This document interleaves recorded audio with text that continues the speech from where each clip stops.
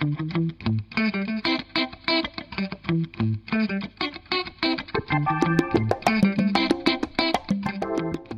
to Cyber Sentries from Paladin Cloud on True Story FM. I'm your host, John Richards.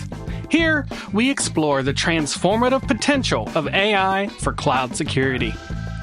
In this episode, our guest is Thomas Johnson, the CTO and co-founder of Multiplayer. Tom shares how engineering teams are using AI to enhance their workflows, generate code, and even convert a lunchtime napkin sketch into working system architecture.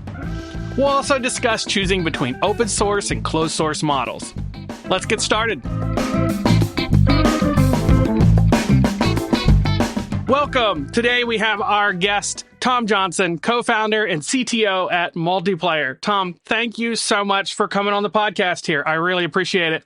Thanks for having me. I wanted to start out hearing a little bit about how you got involved in AI. I know from our earlier discussions, you've actually been involved in AI for quite a while. So can you share a little bit about how that started?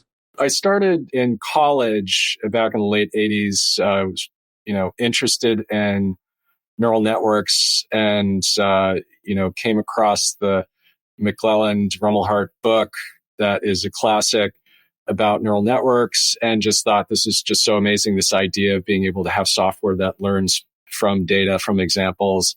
And I was just really hooked. So that's how I got my start. I went into robotics, speech recognition, and other places where I was able to use some of the technologies in the early phases back then. And it's been amazing to watch, the technology evolve since those early phases.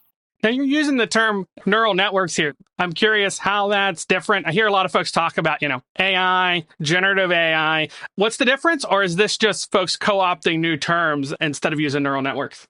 Well, so AI is the kind of umbrella for all of the different types of algorithms that have to do with things like machine learning, and expert systems is a subset of AI. Lots of stuff fall under the label of AI. Neural networks are a kind of subset of machine learning.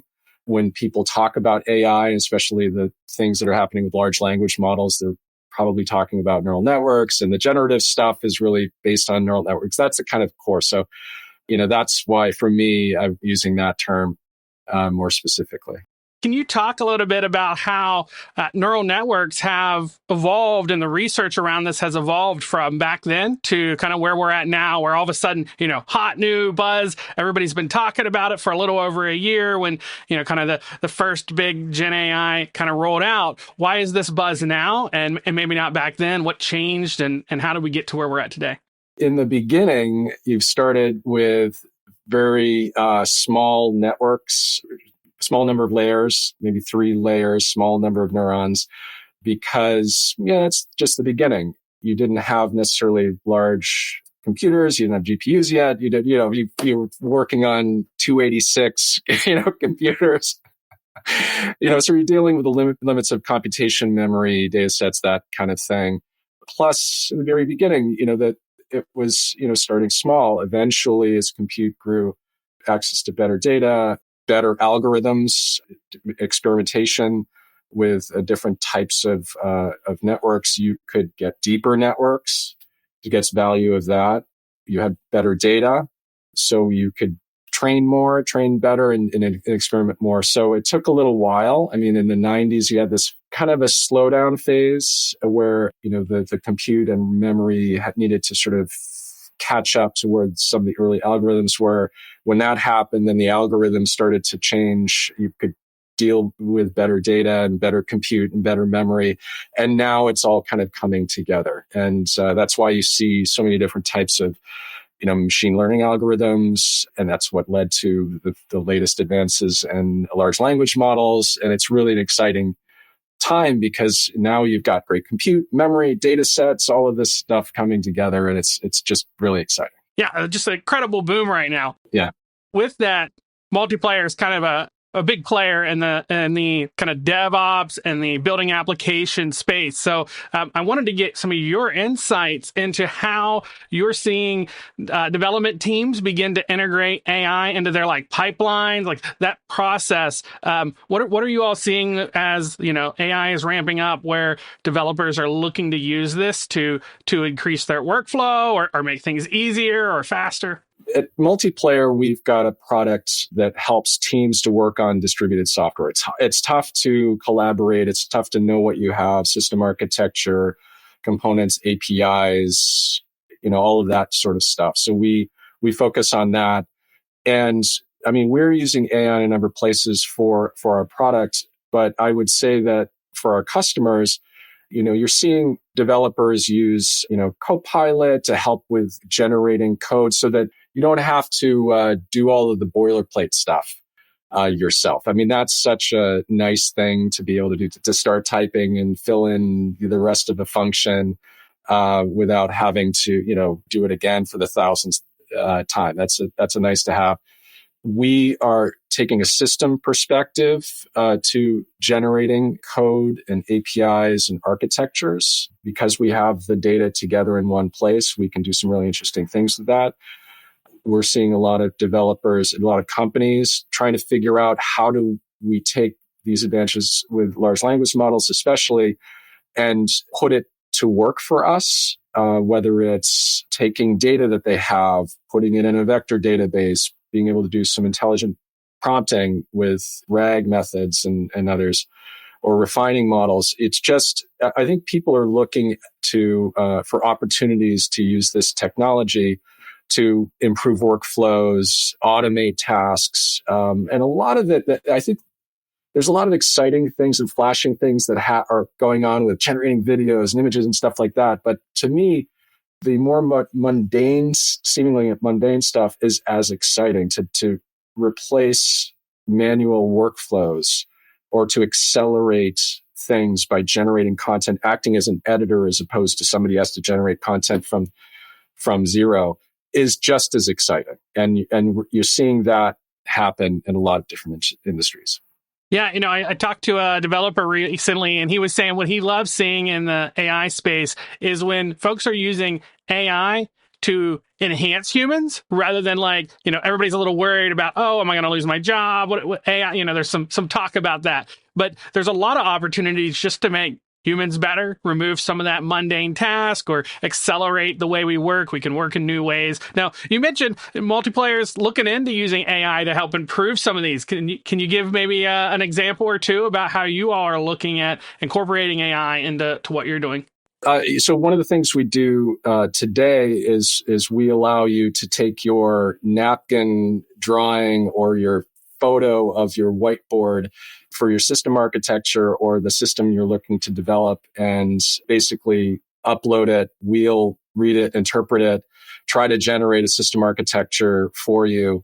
Right now, in our first phase, it's more about documentation, tracking what you have, but in the near future, it will be about actually creating a platform from scratch, from a sketch, being able to click to deploy that using reusable components. So if you see Redis and MongoDB and other things in your system architecture, plus maybe a custom component or two, wouldn't it be nice to just sketch that, upload it, generate a platform, be able to click to deploy? We're not far from that. We'll probably demonstrate that capability in the summer. But you also have other things. When you put information together, you've got this powerful data set. So when you have system architecture, components, APIs, other things, we are working on a new way to interact with your API. So imagine instead of setting an open API file or a Swagger link to somebody who uses your APIs, and they have to scratch their head and say, how do I use this? What do I call first and second? You could just chat with it and say, okay, I'm looking to get this. Please, generate some JavaScript. Boom, try it out. It's a better way to interact with your APIs and your systems. And that's definitely, an interesting use of large language models. And we have lots of plans beyond that.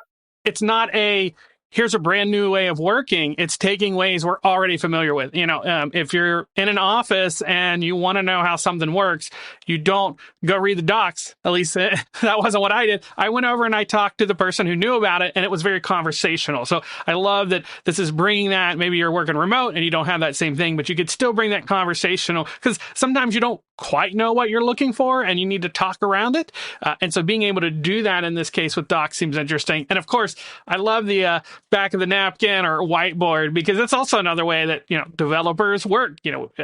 Very often you might be like, let's go out for lunch and let's just hash out what's going on here, and I'd sit down with some other folks and we'd just be kind of scrawling something. And then when you get back, you're like, oh, now I got to recreate this, with the idea that you could scan that in, or maybe after a meeting, you always take a picture of like, what's up on the whiteboard? How do we save this? But that could go the further step and say, let's analyze this and actually build out documentation based on this, or actually build out that infrastructure. Is fascinating. Thanks you. And I agree. So we're looking for, and I give this advice to people like looking to get into AI, is look for current pain points. That won't change. And if you can use AI to, solve problems for current pain points, then you have a real opportunity for a business or a new feature or whatever. So for those folks out there looking to try and solve these, somebody's got an idea and they're like, all right, I'm trying to find the right algorithm that's going to work, the right, LLM model or whatever that I should use here. What advice would you have for them? How should they go about that, or what are they missing as they're trying to put this together?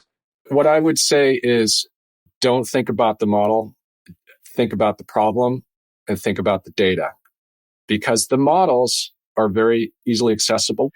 There are so many new developments. Trying to keep track of everything is impossible, but there's access to great models. It's so easy access. So the problem isn't necessarily in training a model and getting it to do what you want. It's in choosing the problem and getting data and having good quality data that is you're going to spend your time on, and you want to spend your time on. You want to not waste your time on problems that are really problems, and you're solving something that nobody really wants. So that's an important step. But then once you choose the right problem, having data, clean data, as clean as you can get it, enough data. Sometimes, depending on the problem, it could be just a little bit of data, but most times it's a lot. That is going to be the biggest hurdle to applying these machine learning models to solve a real problem. So data is probably most important in my view. Fascinating. I mean, because maybe it's because they're the model providers. Everybody's talking about which is the better model. And now I'm wondering, are folks out there, bad data, but they're so focused on, well, maybe it's my model that's a problem. I'm going to swap to something else, or I want to try something else. What does it look like if actually the data's the problem? Like, is there a way to identify if you've been trying to do this and you don't have good data? Is it you're just junk in, junk out kind of a thing? Yeah, pretty much. It's hard. I don't think there's one way to identify whether you've got bad data or whether it's the algorithm.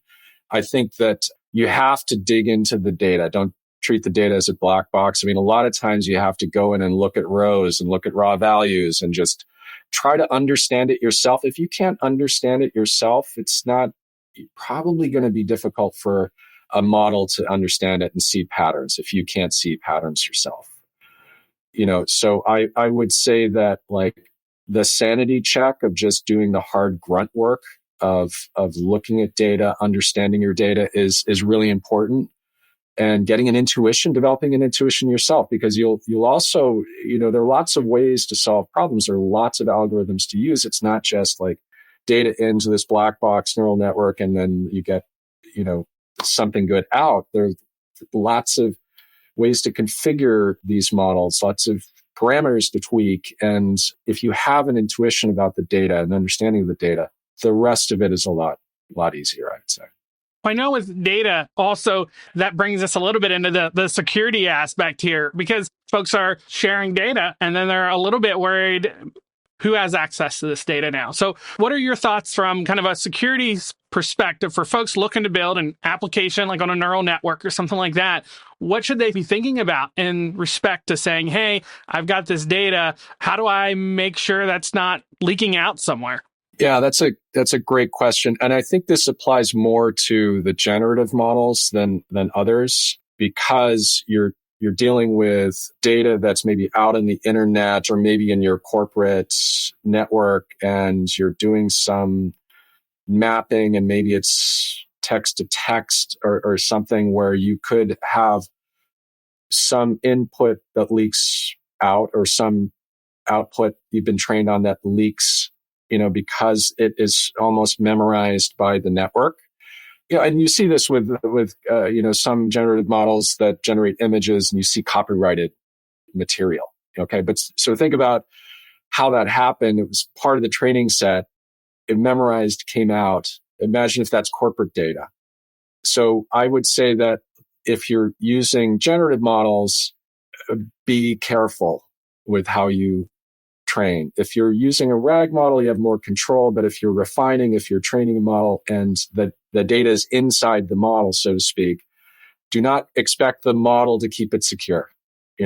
So you can't ask prompt and say, please don't tell my secrets. If the secrets are in there, they will get out, is the assumption you have from a security perspective.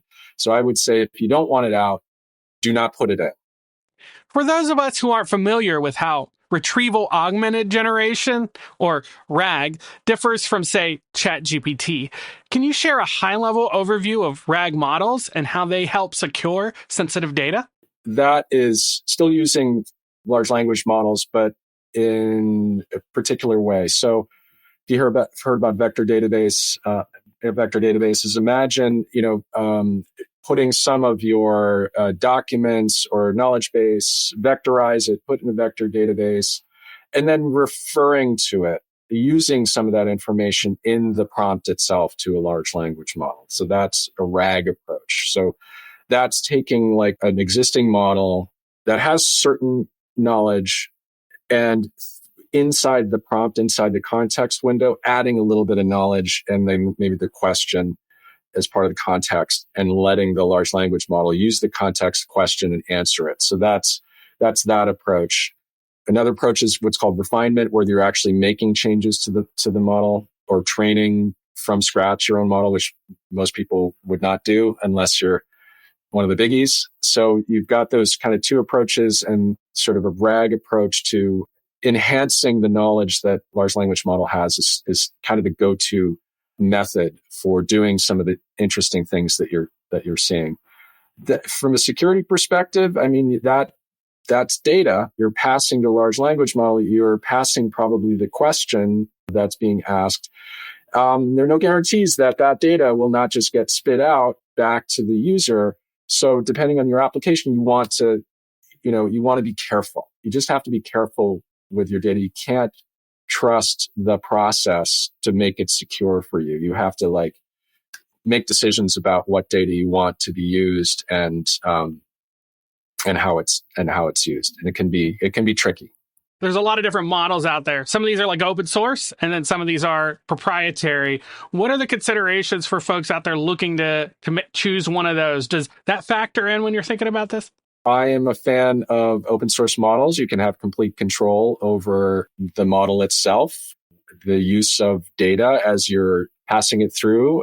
If it's a black box service, yes, they say, well, hey, we have these terms. We won't use your data. Trust me. I mean, I do trust some of these companies, but, you have to be cautious, I'd say, about that. And there is a risk there that you don't have with open source models. So it really depends on the problem, what you're looking to do. Ultimately, you have a lot more control over the open source models, but the most powerful large language models out there now are closed source. The gap between the performance of the open source and closed source is decreasing, and that's wonderful. Hopefully we'll get some parity, or maybe it's not. Maybe the closed source models are going to be ahead, for a bit, months long, maybe, and that's okay. But it's really exciting what's happening with the open source models, and so much research is going on there that I'm hopeful that they will always be sort of viable alternatives to closed source models.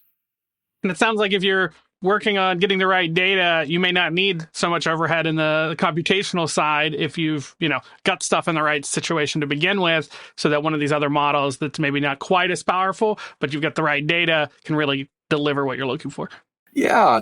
There's the whole training phase, which is very expensive. The inference side, which is just using a trained model, is a lot less expensive. And there's so many great tricks to quantization to basically turn these large numbers instead of 64-bit floating point, values to use 4 bits. And, it's incredible that the performance can be so good. And with these quantized models, you're going to see wonderful research so that the inference side will be even cheaper to run the inference side.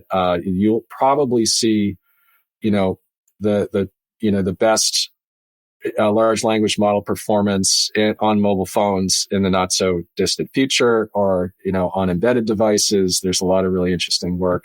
So it's just going to make this technology more accessible, and you'll see it more and more places. I love it.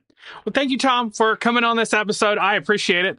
Before we wrap up, I'd love to hear, I know Multiplayer just had a new feature release. So maybe you can share a little bit about what that was and how folks can learn more about Multiplayer before we wrap up here. Sure. So go to multiplayer.app.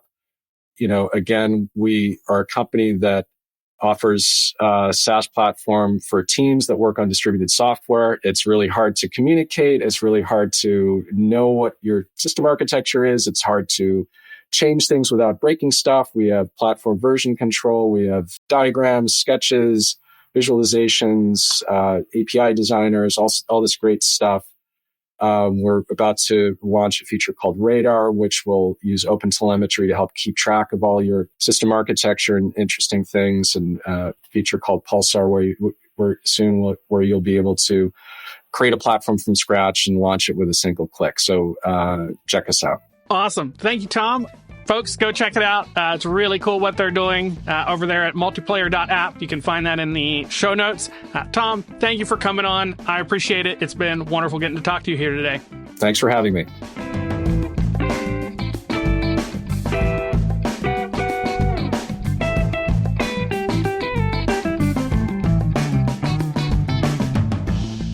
This podcast is made possible by Paladin Cloud, an AI-powered prioritization engine for cloud security. DevOps and security teams often struggle under the massive amount of notifications they receive. Reduce alert fatigue with Paladin Cloud. Using generative AI, our model risk scores and correlates findings across your existing tools, empowering teams to identify, prioritize, and remediate the most important security risks. If you'd like to know more, visit paladincloud.io. Thank you for tuning in to Cyber Sentries. I'm your host, John Richards. This has been a production of True Story FM. Audio engineering by Andy Nelson. Music by Amit Sagi. You can find all the links in the show notes. We appreciate you downloading and listening to this show. We're just starting out, so please leave a like and review. It helps us to get the word out. We'll be back April 10th, right here on Cyber Sentries.